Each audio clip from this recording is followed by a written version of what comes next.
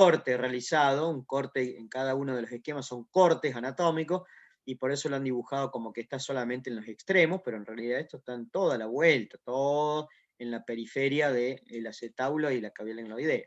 Bueno, volvamos a otra. Y esto también es interesante, porque nos va a permitir comprender por qué las articulaciones que vamos a empezar a estudiar, las del miembro torácico, las del miembro pélvico, se mueven de determinada manera y no de otra. ¿Sí? ¿Por qué se mueve de tal forma el codo y no ocurre lo mismo con el hombro? ¿Y por qué no ocurre exactamente lo mismo con el tarso? ¿Y por qué no pasa igual con una que sea interfalángica? Porque hay distintas formas geométricas que tienen las superficies articulares. Por eso se habla de una clasificación morfológica o geométrica. Ahí están los dos términos que se pueden utilizar. Es una clasificación morfológica, las formas que tienen las superficies articulares, la geometría, esa similitud con figuras geométricas, me va a poder explicar, en la mayoría de los casos, me va a permitir entender por qué se mueven de determinadas formas las diferentes articulaciones que vamos a estar estudiando.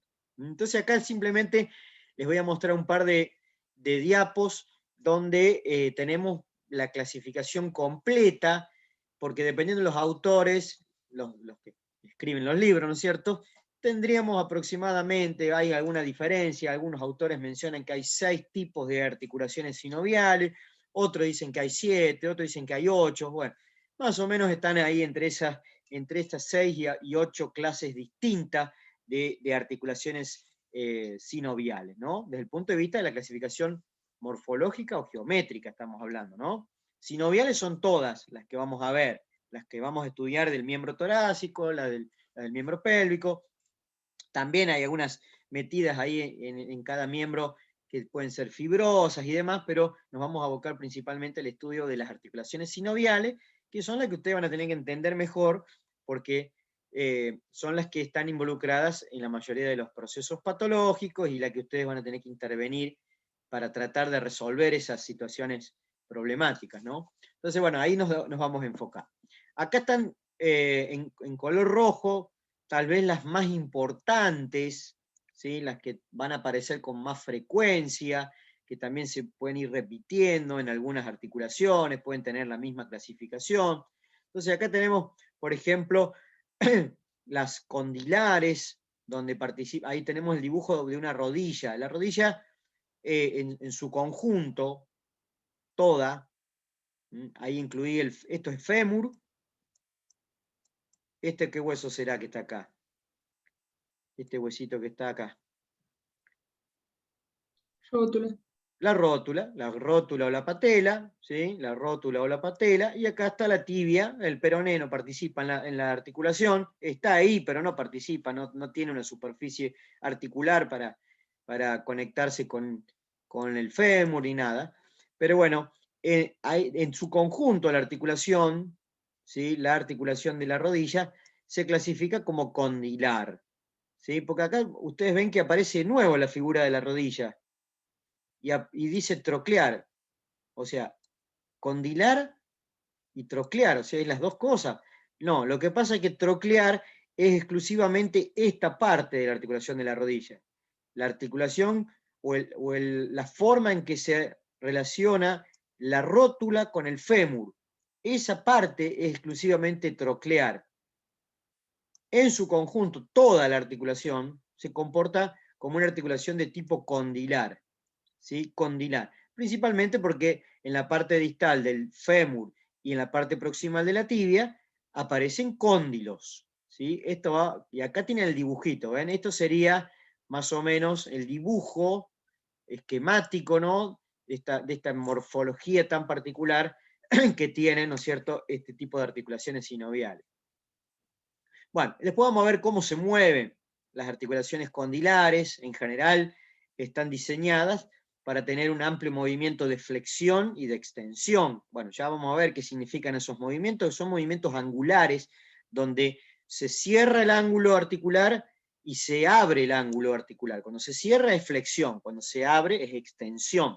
¿Sí? Esos son dos movimientos muy clásicos de prácticamente todas las articulaciones sinoviales, ¿sí? De casi todas las articulaciones sinoviales tienen ese tipo de movimiento o permiten hacer ese tipo de movimiento, y sobre todo en los miembros, que son fundamentales esos dos movimientos para la locomoción, para que el animal pueda avanzar, ¿sí? Para que pueda moverse, necesita de la flexión y de la extensión. Son movimientos angulares, así se llama.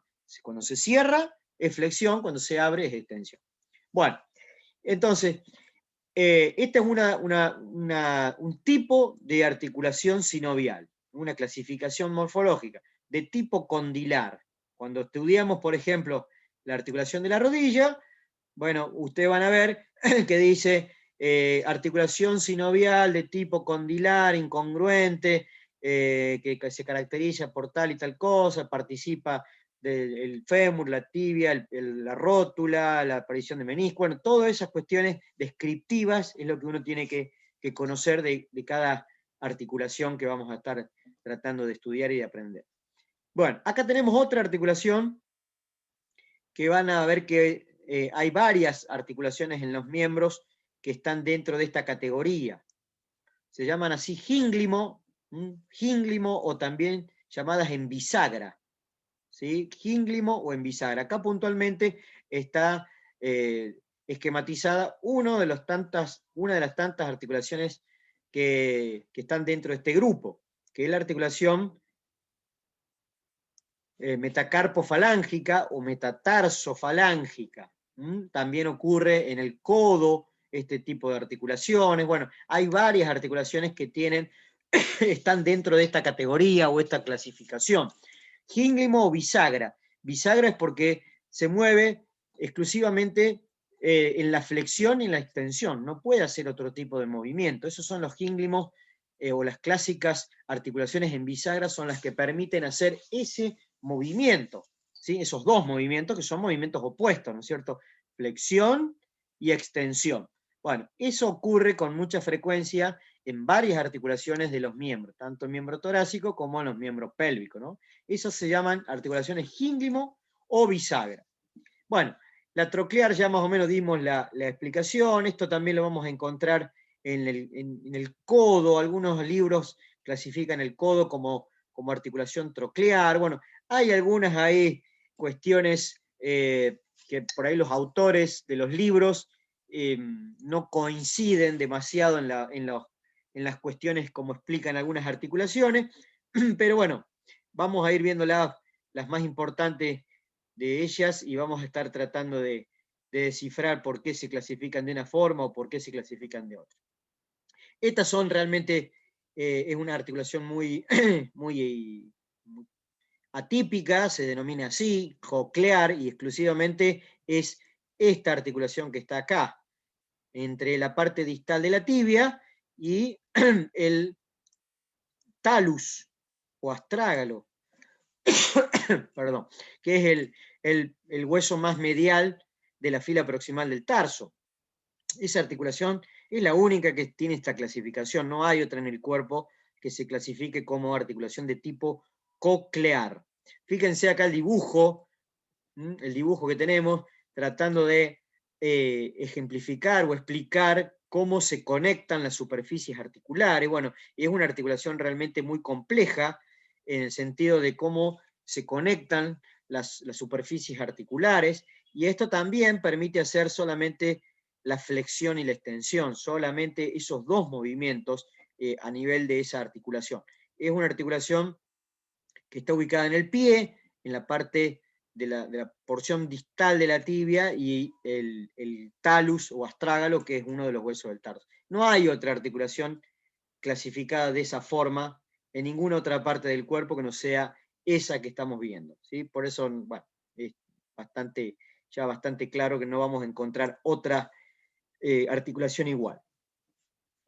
Las planas, donde las superficies articulares, acá estamos viendo dos vértebras cervicales, en este caso del cuello, también aparecen en otros segmentos de la columna vertebral. estamos viendo el dibujito y estamos observando que las superficies articulares que están conectadas para formar la articulación son más bien planas, por eso el nombre de articulación sinovial plana.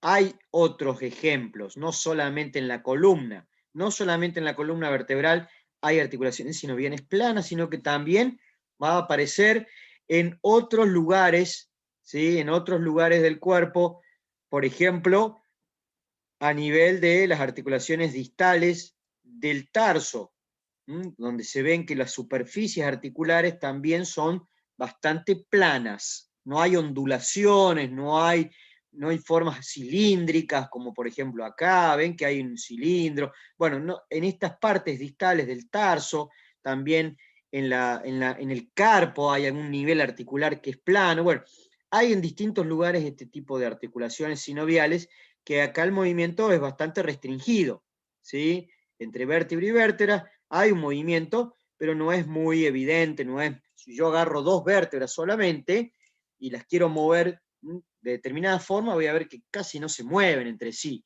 hay muy poco movimiento. Sí, la columna se mueve en su conjunto.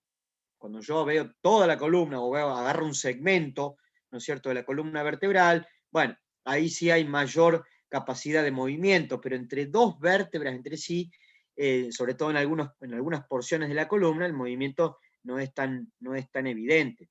Algunas sí, como puede ser entre el atlas y el axis, bueno, hay algunos segmentos que sí se mueven un poco más, pero en general la columna se mueve más bien por tramos, por segmentos, ¿no? No de forma así individual entre vértebra y vértebra. Entonces, bueno, acá tenemos un ejemplo clásico, ¿no? Una articulación sinovial de tipo plana, donde las superficies articulares, ¿no es cierto?, son, como dice la palabra, bastante planas. Bueno, estos son los distintos tipos, acá tenemos 5, acá van a aparecer, acá estas son las que remarqué, las más comunes, las que van a aparecer también con más frecuencia, ¿no es cierto?, cuando empecemos a estudiar cada una de las articulaciones.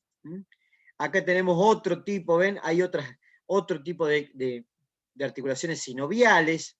Estas realmente, las primeras, la que se denomina trocoide o pivotante, o pivot, como dice ahí en definitiva tenemos casi que con exclusividad, la única articulación que tiene esa clasificación es entre el atlas y el axis. Esto es el atlas, la primera vértebra cervical, y este es el axis, que es la segunda vértebra cervical, ¿no? Bueno, ese es el axis. Ahí se ve esta punta, eso que sobresale y que se mete dentro del atlas, ese proceso, esa apófisis que tiene, esa punta que se va hacia adelante, hacia craneal, eso permite que el atlas, junto con la cabeza, con el occipital, que es un hueso del cráneo, roten alrededor de este eje, esta punta, que se denomina diente, el diente del axis. Por eso está el dibujito acá. Este sería el eje, ¿no es cierto?, el diente del axis, así se denomina, y esta parte que está rodeando este anillo óseo sería de alguna manera lo que corresponde al atlas. Entonces, esto es lo que se va a mover y esto se va a mantener fijo. El axis se va a mantener fija y el atlas va a poder rotar alrededor de ese eje, ese diente, junto con la cabeza. Es el típico movimiento que uno hace cuando decimos que no. Cuando decimos que no, estamos haciendo eso. El atlas, el axis se mantiene fijo y el atlas y la cabeza van a hacer un movimiento de rotación. Ese tipo de articulaciones pivotantes, no hay muchas articulaciones que lo hagan, en este caso sería casi la única. Después hay también un poco de movimiento de rotación en el antebrazo de los carnívoros. En el antebrazo de los carnívoros, el perro y principalmente en el gato, a nivel del radio y el cúbito, también existe algo similar, ¿sí? Hay un movimiento ahí de rotación, es un movimiento también de rotación donde el radio se mueve y el cúbito se mantiene fijo, se queda más inmóvil, ¿no? Bueno, pero no hay muchas articulaciones que hagan este tipo de movimiento. Este es el clásico ejemplo, que es entre el atlas y el axis, que son las dos primeras vértebras cervicales, y que son vértebras muy raras, muy modificadas, para permitir este tipo de movimiento, ¿no? Adaptarse a los movimientos de la cabeza también. Son dos vértebras muy, muy modificadas, sobre todo el atlas, que es bastante atípica, comparándola con el resto de las vértebras del animal, ¿no? Bueno, acá tenemos otro tipo de clasificación geométrica o morfológica, que se denomina encilla de montar. Esto es lo que ocurre a nivel de las articulaciones interfalángicas, entre la falange proximal y la falange media, y entre la falange media y la falange distal. ¿Sí? No solamente del caballo, sino también de otras especies, ocurre esto que se denomina en forma de silla de montar. Acá una superficie más bien cóncava se adapta a otra convexa, pero que tienen curvaturas hacia distintos lugares, digamos, en distintas direcciones. Por eso permite este tipo de articulaciones, lo que se denomina en silla de montar, no solamente hacer flexión y extensión, que son los movimientos más clásicos y típicos que hacen todas las articulaciones sinoviales, sino que también permite hacer algún pequeño movimiento de rotación mínimo y también algún movimiento de lateralidad, que se mueve para un lado y para el otro, lateral y medial sería, ¿no? Bueno, que está todo muy restringido por los ligamentos y demás, pero se pueden hacer estos movimientos de manera muy, muy mínima, pero ese es el tipo de clasificación que se menciona para estas articulaciones interfalángicas, así se denomina, ¿sí? Son silla de montar. Tampoco van a ver que este nombre en silla de montar va a aparecer en otros lugares de los miembros del animal, se van a solamente topar con esta clasificación de manera exclusiva con las articulaciones interfalángicas. Y esta, que la remarqué de color rojo, son las articulaciones que también aparecen con exclusividad en dos articulaciones. El hombro, ¿sí? Acá tenemos el hombro, entre la escápula y el húmero, y faltaría la cadera, que es el otro ejemplo de articulación esferoidal. ¿Por qué esferoidal? Bueno, ahí tenemos el dibujo, la esfera sería la cabeza del húmero o la cabeza del fémur, que queda, ¿no es cierto?, encajonada en el interior de una cavidad en forma de copa, una cavidad articular más o menos en forma de copa, porque acá se ve que no es tan profunda como el dibujo que vemos como en el esquema, pero en definitiva lo que intenta realizar este esquema es explicar que esta estructura más o menos semiesférica queda bien adaptada a una cavidad en forma de copa articular. Entonces, eso va a permitir que las articulaciones de este tipo, las esferoidales, o también llamadas enartrosis, otro nombre que lo van a ver en los libros, se muevan hacia distintos lugares. Se pueden mover hacia craneal, es decir, extenderse, flexionarse, moverse para acá, hacer un movimiento hacia lateral, un movimiento hacia medial, un movimiento de rotación, un movimiento en forma de, como si estuviese dibujando un círculo. Bueno, todos esos movimientos es una articulación que permite realizar movimientos en tres ejes distintos. Y eso está dado principalmente por la forma que tienen las superficies articulares, ¿no? Una esfera que queda articulándose con una cavidad en forma de copa. Entonces eso permite que se mueva para distintas direcciones. Eso de alguna manera es lo que se ha copiado en muchas partes, muchas maquinarias, en muchos elementos cotidianos que uno utiliza. Bueno, tiene este diseño, ¿no? Por eso es que permite moverse para todos lados. Por ejemplo, que sea algo que últimamente los chicos usan permanentemente, son los joysticks, todos estos comandos de los jueguitos y demás. Bueno, eso adentro tiene una bolita que encaja en una cavidad, ¿no es cierto? Y permite que se mueva para todos lados, para distintas direcciones. Por eso este tipo de articulaciones se va a mover de manera bastante amplia, no de la misma forma, tal vez, o con la misma magnitud que lo podemos hacer nosotros el humano y otros animales, y los primates y demás. Estas articulaciones realmente sí se mueven y con mucha amplitud para distintas direcciones. El hombro de ustedes, la cadera de ustedes se mueve para todos lados. Bueno, en los animales algunos movimientos están medios restringidos porque los músculos son los que por ahí limitan un poco esta posibilidad de movimiento. ¿Sí? Pero bueno, ya lo vamos a ver cuando empecemos a estudiar de forma independiente cada articulación. Bueno, ¿cómo estamos hasta ahí? ¿Se va entendiendo qué significa entonces esta clasificación geométrica o clasificación morfológica? Todas son sinoviales, lo único que va a cambiar es a qué categoría pertenecen cada una de las articulaciones, ya las vamos a ir viendo una por una, las más importantes, y ahí vamos a entender por qué se mueven de determinada forma algunas y por qué se mueven de determinada forma otras. Esa es un poco la idea. Bien, a ver, no sé por qué no me deja pasar. Ahí está. Bueno, acá algunos ejemplos. Esto no, las fotos no son, debería cambiarlas por otra especie más interesante, como puede ser un carnívoro o un caballo, pero acá estos dibujos que tenemos no son puntualmente de equino. Pero bueno, ahí tenemos algunos de los ejemplos donde están las fotos de los huesos y estamos de alguna manera repasando la clasificación morfológica o la clasificación geométrica de las articulaciones sinoviales. Bueno, ahí tenemos otro ejemplo, ¿ven? Articulaciones planas, sería la carpo-metacarpiana, no solamente en las vértebras existen este tipo de articulaciones, sino que también en el carpo, en el tarso, ¿sí? En algunas partes del carpo y el tarso, no en todo el carpo ni en todo el tarso, porque si no, no habría prácticamente posibilidad de movimiento, ¿no? Son articulaciones realmente que tienen posibilidad de deslizarse las superficies óseas, una pequeña capacidad de deslizamiento, eso es lo que ocurre con las articulaciones de tipo plana.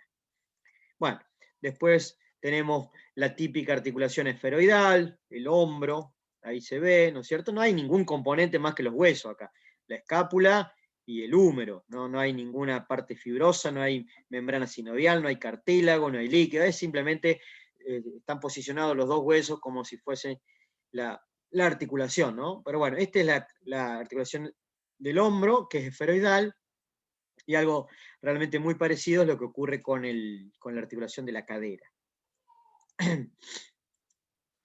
Estas son articulaciones en bisagra o gínglimo, o gínglima dice acá, bueno, es lo mismo, gínglima, son en bisagra. Entonces hay una congruencia tan casi perfecta entre las superficies articulares, es decir, cada cavidad está ocupada por una eminencia articular, entonces eso hace que encajen de tal manera de que no haya posibilidad más que de moverse en un solo eje, es decir, en un solo sentido, a la flexión o la extensión, o se va para atrás o se va para adelante. Esas son las dos posibilidades que existen en las articulaciones de tipo gínglimo o también llamados articulaciones en bisagra.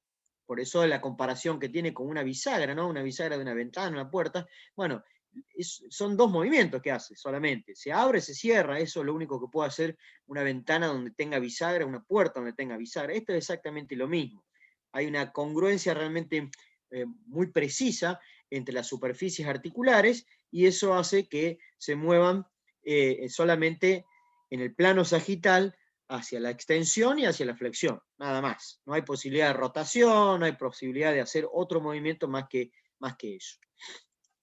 Bien, bueno, acá tenemos la articulación trocoide o pivotante, ya lo dijimos, lo que sería entre el atlas y el axis. No se ve el lugar de cómo articulan puntualmente entre estas dos vértebras, pero la cabeza y el atlas son los que van a rotar, van a moverse hacia un lado y hacia el otro, hacia lateral y hacia medial, ¿no? Bueno, en realidad sería a la izquierda y a la derecha, no lateralmente, a la izquierda y a la derecha, y de esa manera el axis se mantiene más bien fijo y en ese momento ocurre un movimiento entonces de rotación, ¿sí? Un movimiento rotacional.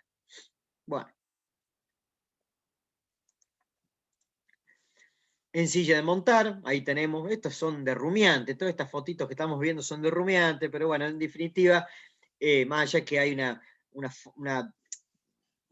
forma un poquito distinta de lo que son los huesos, siguen apareciendo la misma clasificación que ocurre a nivel de las interfalángicas en el caballo, las interfalángicas también en otras especies. Ahí está la interfalángica proximal y la interfalángica distal, ¿no? Que las superficies óseas también tienen ciertas curvaturas, ciertas ondulaciones, una concavidad y una convexidad en la otra, pero que esas concavidades y convexidades están en distintos planos, no solamente, digamos, dorso-palmar, sino que también en sentido lateromedial. Entonces, de esa manera, permite que haya determinada capacidad de movimiento hacia los laterales y también algo muy restringido, todo esto, algo también de movimiento de rotación.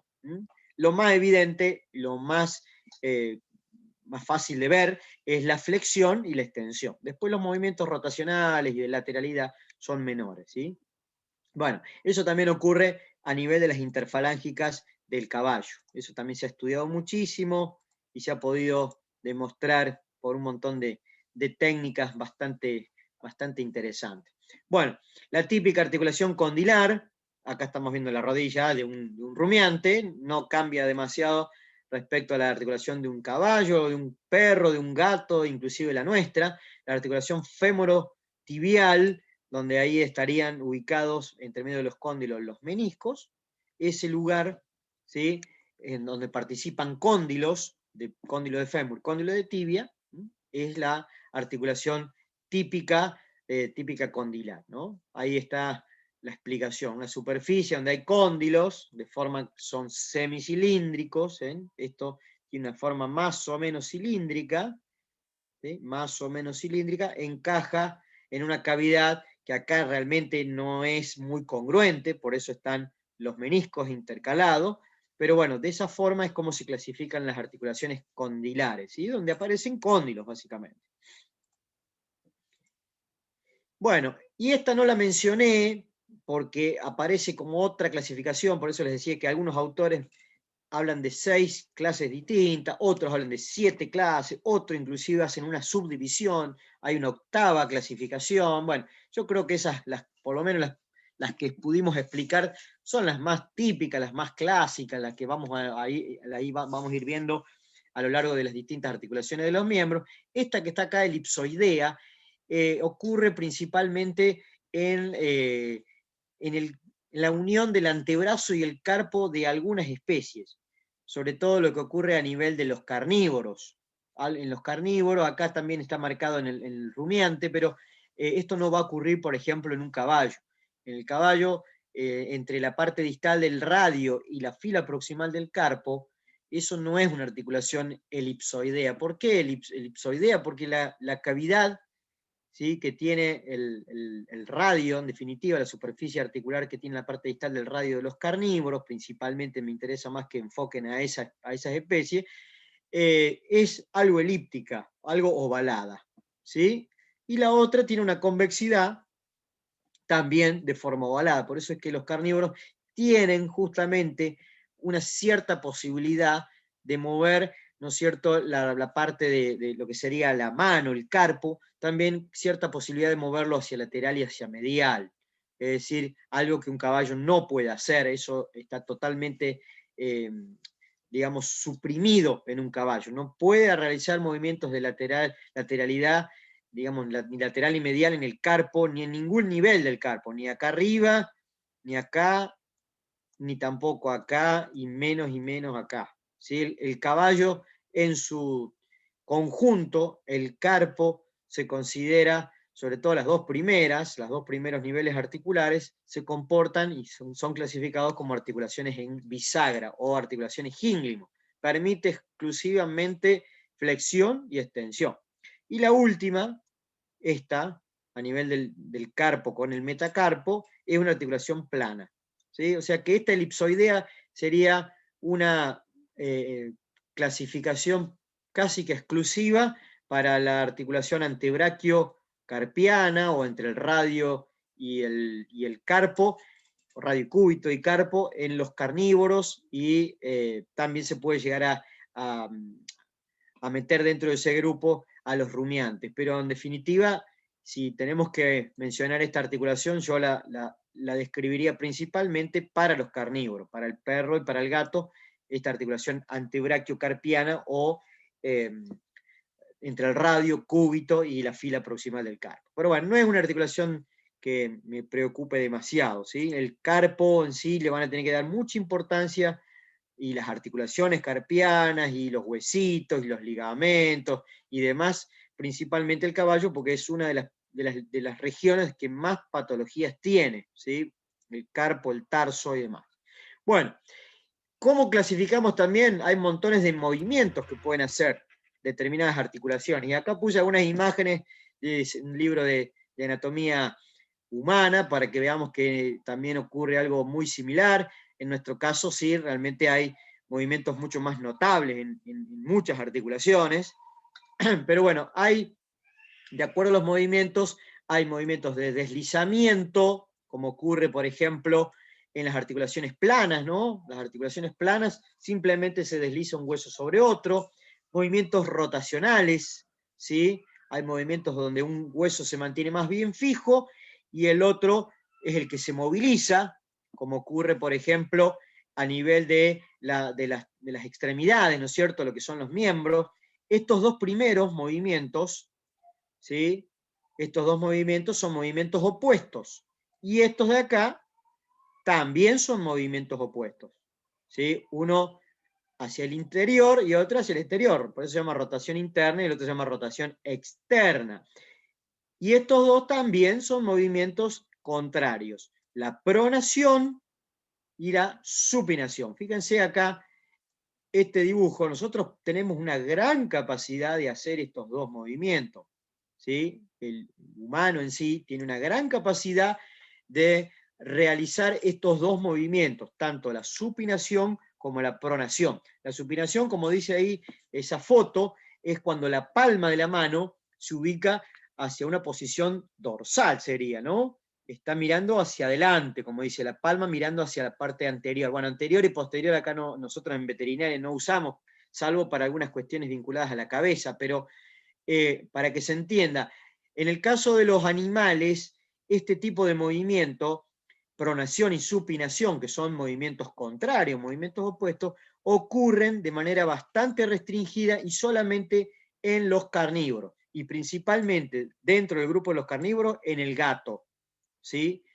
Los felinos tienen una posibilidad de realizar supinación a nivel del antebrazo, es decir, hay un movimiento rotacional entre el radio y el cúbito, ¿sí? Por eso por ahí explicamos y damos la diferencia con un caballo, el grado de desarrollo que existe entre el radio y el cúbito, la separación que hay entre los huesos y demás, porque eso en parte explica por qué los carnívoros, principalmente un gato, puede realizar estos movimientos, digamos, rotacionales.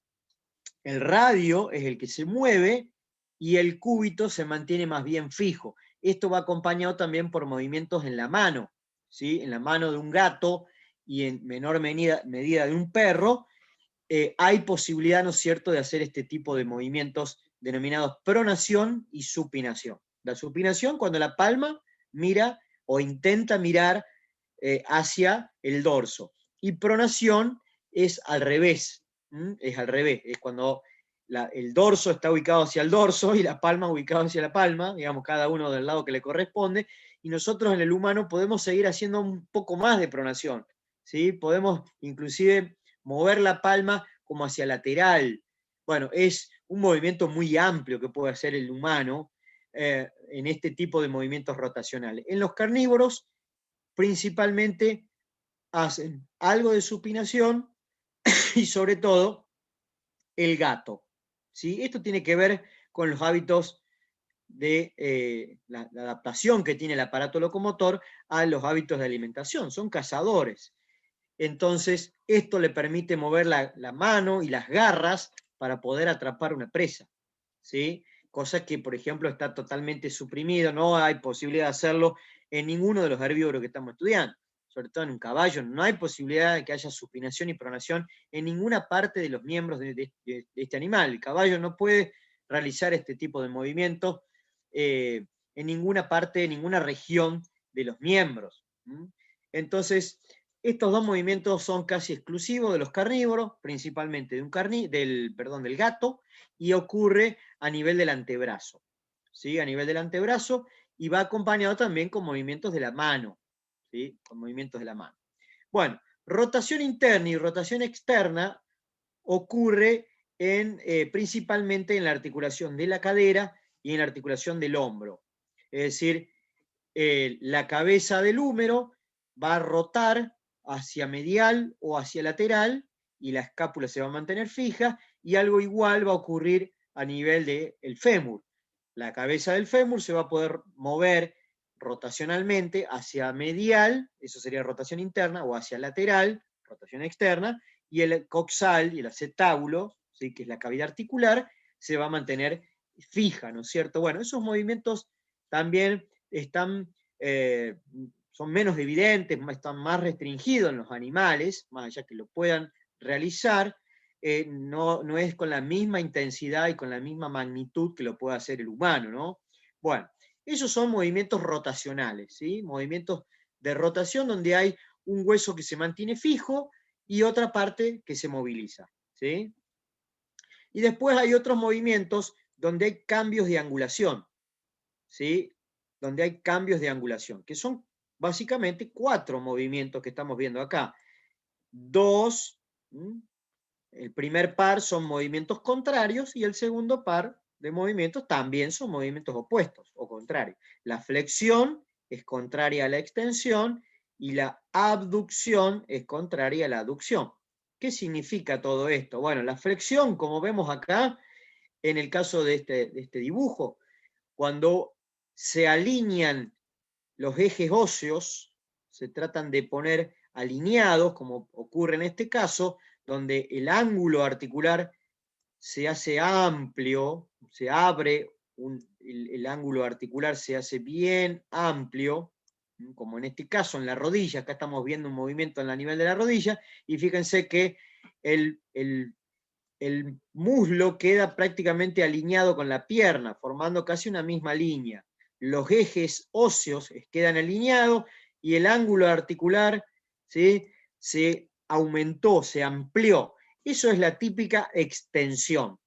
¿Sí? Ocurre en otras articulaciones, no solamente en una rodilla, ¿no? Ocurre, por ejemplo, en el hombro, ocurre también en la cadera, ocurre en el codo, ocurre básicamente en casi todas las articulaciones sinoviales, ¿sí? De los miembros. Bueno, acá para que sea algo bien esquemático y lo podamos, digamos, entender rápidamente, puse estas fotos de anatomía humana, pero es básicamente lo mismo que ocurre en los animales, ¿no? Cuando se amplía el ángulo articular, los ejes óseos se tratan de alinear formando como un solo eje, como estamos viendo acá, es lo que denominamos extensión. Y el movimiento contrario es la flexión. Se está moviendo la pierna